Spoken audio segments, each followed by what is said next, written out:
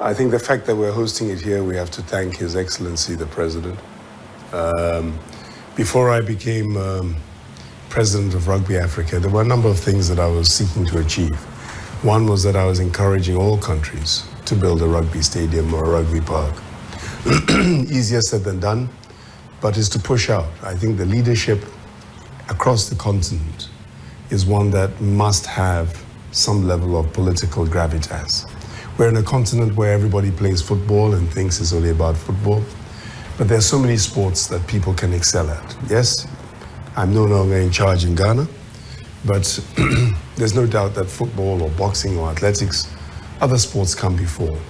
But the fact that Ghana is ranked number 8 in Africa for women, that's extraordinary. The fact that the men are ranked number 12, that's extraordinary. That means they're rubbing shoulders with some of the world's best. And I think if there is greater investment, greater opportunity, then it is you're going to see Ghana rising in ranks over a period. And the same with other countries. But since you asked me about Ghana, I have to answer it like that. But I think the critical thing is that His Excellency the President has built this rugby park. And I haven't witnessed another one across Africa. I think it is only right, given that Tunisia had a few problems, national elections, it was not convenient, they needed to shift the dates. And therefore, as the President, I had to sit down and say, where could we now stage this tournament? Of course, Tunisia would still like to stage it, but then in coming across and speaking to His Excellency and saying, surely, with what you've done, would this not be an opportunity? And we got the nod from His Excellency the President, and we therefore expanded the competition, and we now have uniquely the first ever 12-team women's sevens tournament anywhere in Africa, and it happens to be in Ghana first. You know, I think it puts Ghana on the map. If you really look that the world is changing, sports is big business, and I've said it from my days in Kotoko, and I've come involved in Rugby Africa, and I keep trying to emphasize that sport is big business.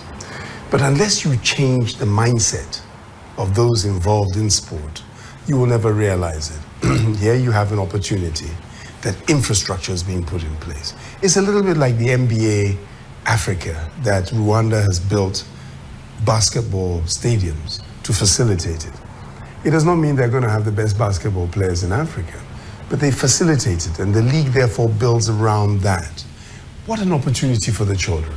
What an opportunity for a country that is able to stage things like that. We have this in Ghana. What a shame it would be if we are not able to stage a tournament like this every year or every 2 years, expand and try and develop. It must go in consonance, where maybe the Ministry of Education then decides to make rugby part of the national curriculum, and therefore you can see the real benefits. I believe that we have sportsmen that can do anything. With the right structure, football will improve. With the right leadership, the football will improve. The same in terms of sports like rugby. And the fact that we're able to stage this here is huge. Look, we've got the South Africans. You know you are going to see some special rugby. What about the Kenyans? Since we got on board, Sasha and his team, Moses, in Kenya have been able to raise Kenyan rugby again. They are now part of the HSBC Sevens for the 7 series. Wow. What about Uganda? Godwin, the president there, is a special guy. And he's been able to leverage with the Minister of Sports, who I've met, special guy. So the standard has really increased. Madagascar, the home of rugby. And these are all playing on the world scene. You see what I'm saying? Before you come to the Tunisias and the Zambias and etc. And of course you come to Ghana. But I'm expecting a real high level of rugby. It's a time where all the teams are sending their strongest possible available teams, knowing that there are 3 prizes. 3 prizes. You know, the Challenger, the VSV series, as well as getting back eventually into the HSBC 7 series. So there are 3 extraordinary opportunities for the top 3 countries. And there's probably about 5 or 6 who could contest seriously for those slots. Well, I think so. When you are in a unique situation where you have infrastructure support, some countries, they have nowhere to play rugby. Ghana for many years, when I was the president, we had 2016, 2017, we were able to play at the stadium. And thereafter it is, people said rugby should not play in the same stadium as football. I don't understand why. And so therefore we played in Elmina, we played all over the place. So you need the infrastructure in place, but you do need the support because it is a young man's game. And we do need it as part of the curriculum. You then need to push it through where you have age grade tournaments with governments investing more and more and more and more and more. And if they start investing, because you're investing in the people. People wear the jersey, they don't wear it for me, they wear it for the country wherever it is they're coming from. So I think the opportunities are great, I really do.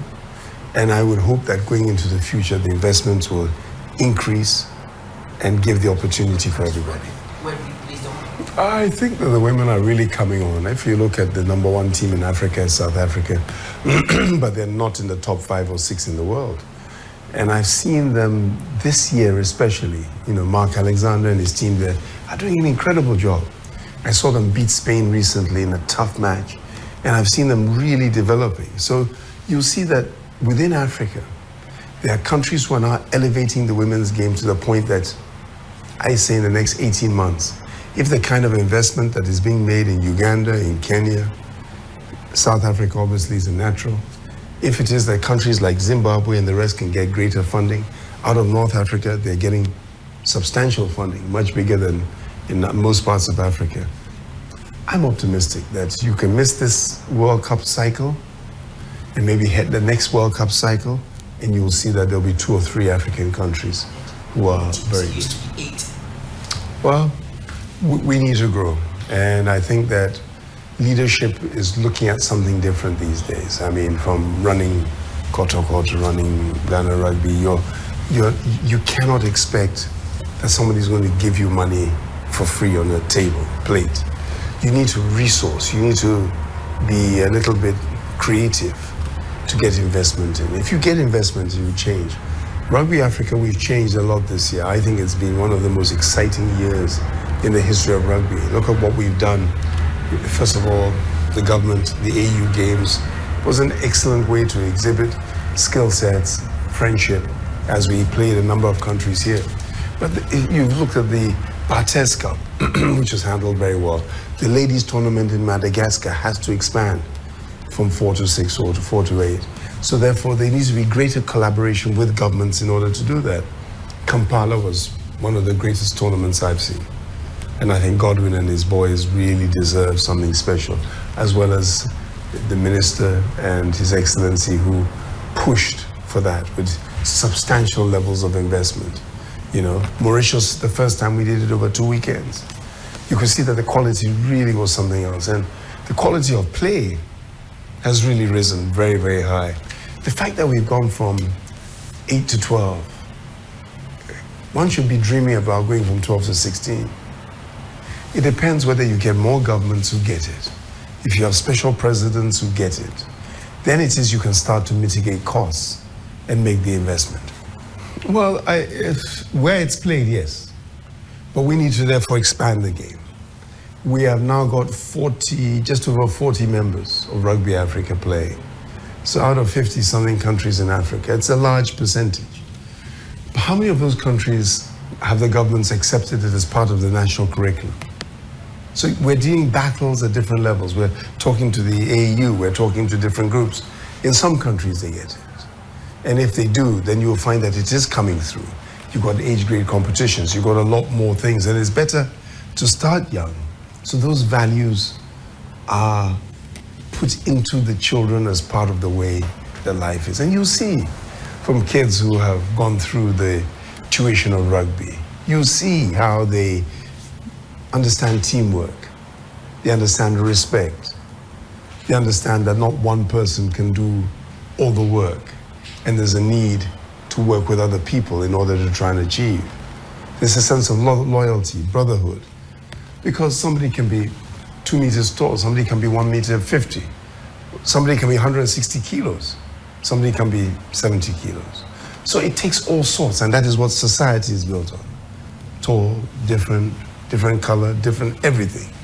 But you have to find ways to work together to improve society. So Rugby has a big, big role to play, and we at the helm have got to try and expand the game, bring in new competitions, respect the different countries within Africa, that they themselves may have regional competitions, and see how you can encourage and make sure that the quality all around increases. You know, rugby is like life. Everything is in process. You don't go from A to Z. You progress, you invest, and I've seen some of the teams. I look at the young Zambian team that 2-3 years ago, they removed the older one, brought in younger, smaller, more athletic, fit. It's going to be interesting to see how those have progressed. Look at South Africa. The South African team today is not the same South African team of 2-3 years ago. So they've changed it. The technical bench, the type of players, you're going to see far greater commitment in terms of where they go.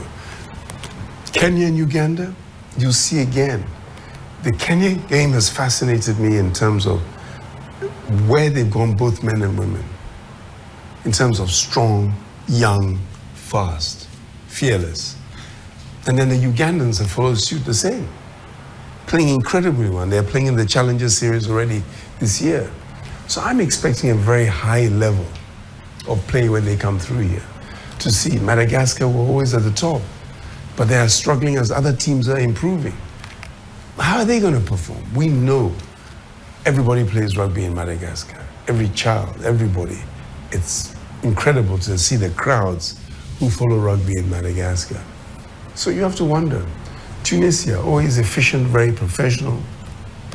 Do they have enough flair? I'm not sure, but they will certainly be very, very professional. Then you have Ghana, you know, who are going to try their luck. Some great players, great bonding. Yes, a lack of investment, but they're on home turf. Very tough matches ahead of them, but they can only learn from them and get better. Thank you very much, Mr. Prez.